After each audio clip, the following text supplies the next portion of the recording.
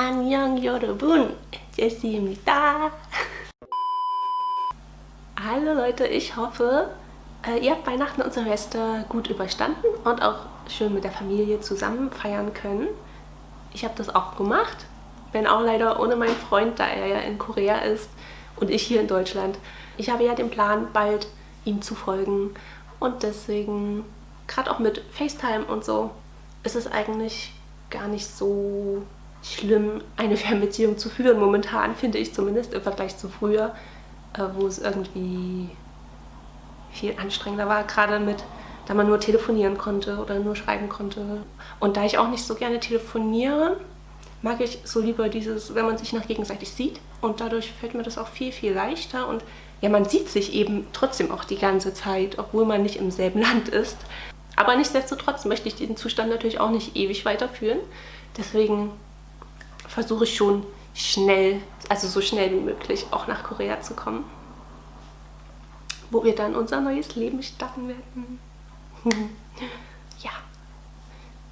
Nichtsdestotrotz gibt es hier natürlich noch ziemlich viel für mich zu erledigen, da ich ja sozusagen die Wohnung auch aufgebe und was wirklich mega viel Arbeit ist, was man im ersten Moment gar nicht so denkt, weil man hat einfach so viel Zeug angehäuft.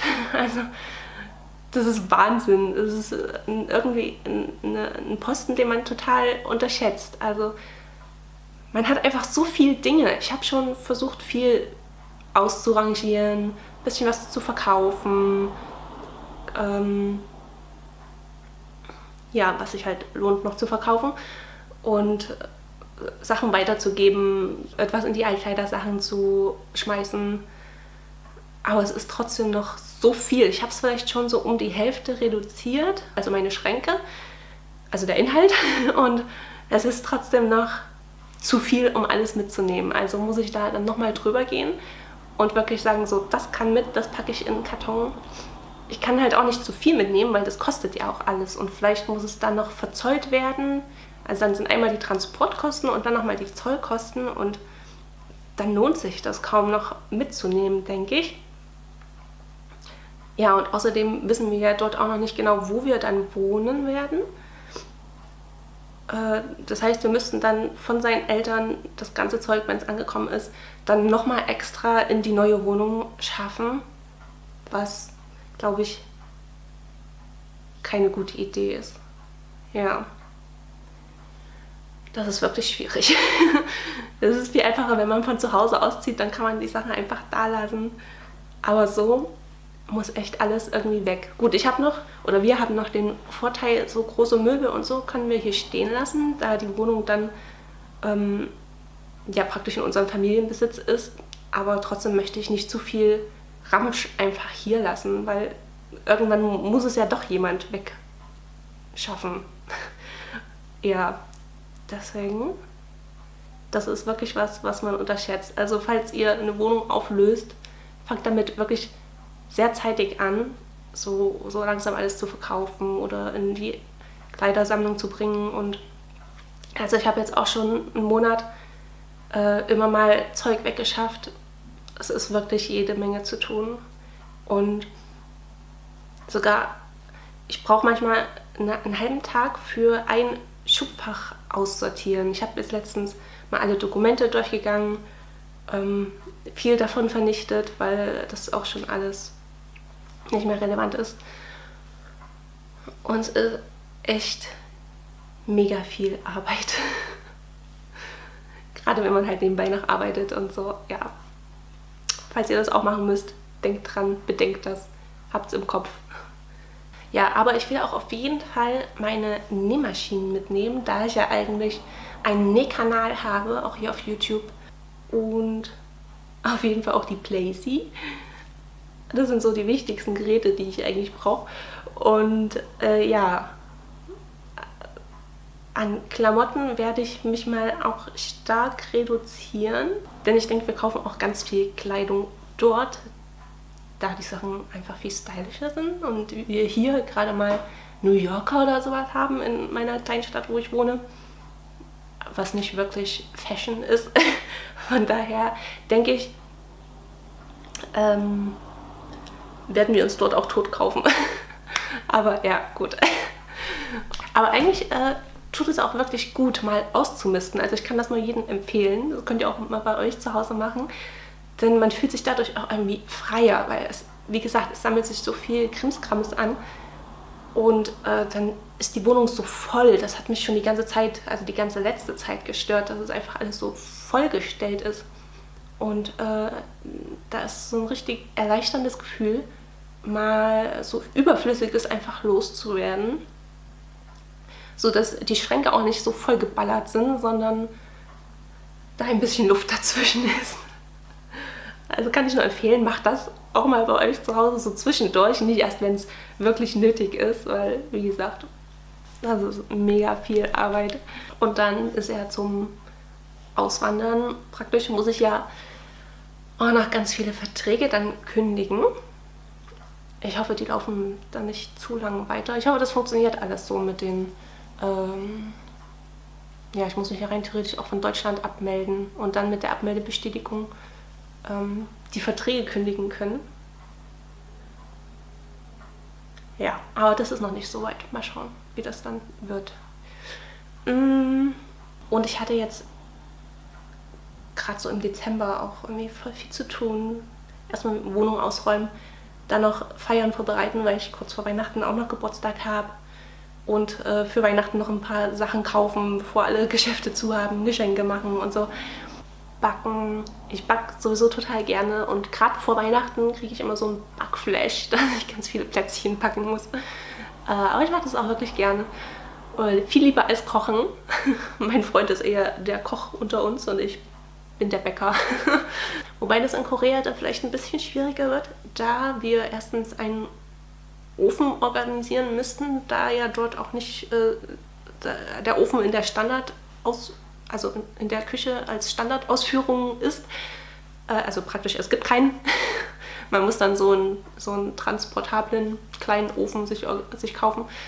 Ja, und das Mehl soll wohl auch anders sein. Das heißt, man hat nicht das typische deutsche Mehl. Ja, bin ich mal gespannt, wie das Backen dann so funktioniert.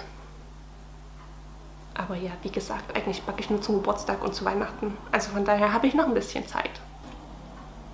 Ich hatte so viel zu tun, weil ich müsste ja eigentlich auch noch für meinen Kanal endlich ein neues Video machen. Was ich aber auch schon, also ich habe schon 2 gedreht, aber ich habe einfach keine Muße, die jetzt zu bearbeiten, weil das eigentlich fast noch der größte Arbeitsaufwand an den ganzen Sachen ist, als das Drehen.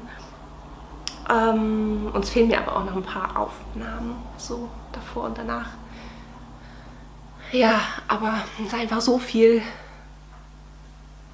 zu tun. Ich habe das Gefühl, mein Kopf platzt an den ganzen Sachen. Aber ich versuche es jetzt ruhig anzugehen, mich nicht zu überfordern, weil das ist nicht gut. Danach mache ich ganz lange immer nichts. Deswegen muss ich so ein Level beibehalten, was so Mittelmaß ist. Und ja, aber jetzt über Weihnachten habe ich mit meinem Kanal sogar die 3000 Abonnentengrenze überschritten, was mich natürlich total freut, was mich auch animiert, endlich wieder weiterzumachen. Ja, aber jetzt, wie gesagt, durch die Umzugspläne und dass mein Freund dann gehen musste, habe ich das so ein bisschen schleifen lassen. Aber nichtsdestotrotz mache ich das natürlich total gerne.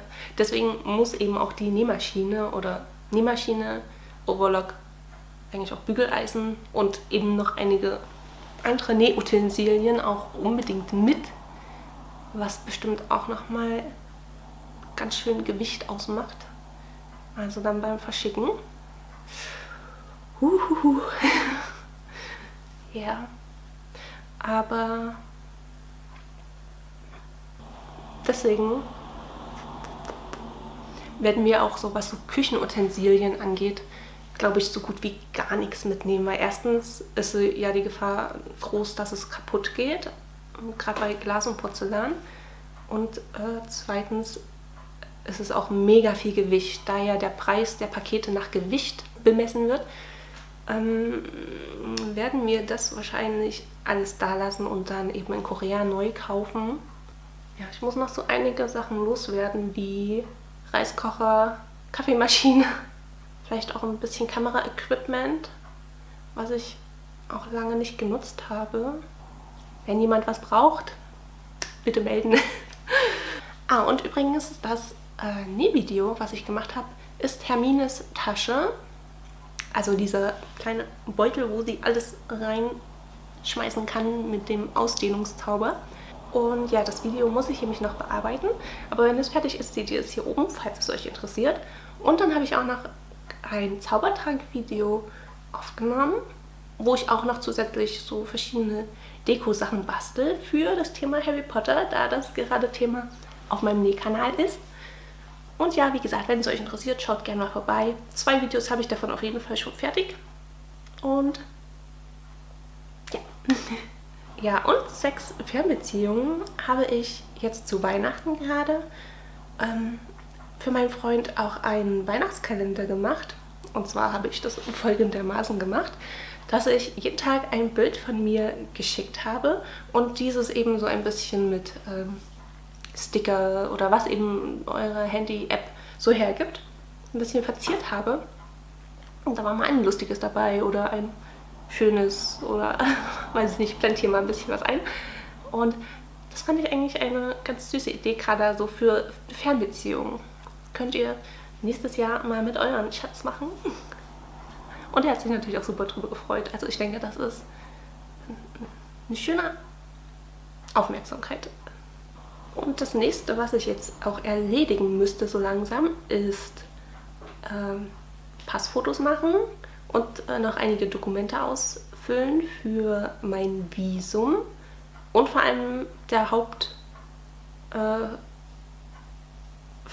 ist, ich brauche eine koreanische Uni, bei der ich dann den Sprachkurs absolvieren kann, da ich ein Sprachkursvisum oder ein Sprachvisum beantragen möchte.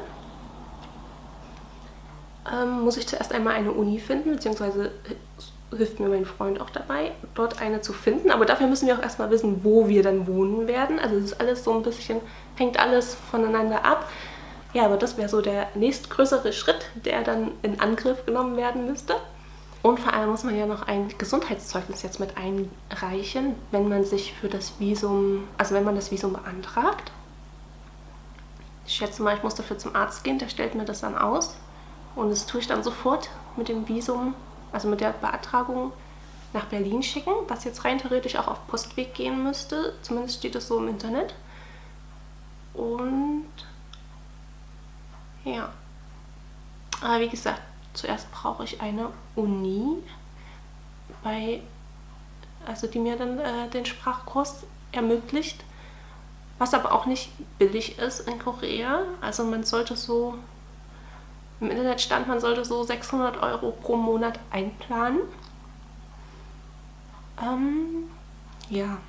Und dann hat man ja auch noch zusätzlich Kosten für die Unterkunft, was noch dazu kommt. Also ein Auslandsjahr ist nicht so günstig in Korea, da die Unterkünfte schon ziemlich teuer sind. Ich werde dann natürlich mit meinem Freund zusammen wohnen, aber wir müssen uns natürlich auch erst eine Wohnung suchen. So lange werden wir sicherlich bei seinen Eltern bleiben, zumindest für den Anfang. Also werde ich dann mit seinen Eltern zusammen wohnen. Bin auch schon gespannt, wie das dann wird. Ja, mal schauen. So lange muss ich sie von mir überzeugen, dass ich genau die Richtige bin. Ich hoffe, dieses Video hat euch ein bisschen unterhalten oder vielleicht auch etwas informiert, weiß ich nicht. Und ich wünsche euch auf jeden Fall ein gesundes neues Jahr und bis zum nächsten Mal. Ich freue mich auf euch. Annyeong!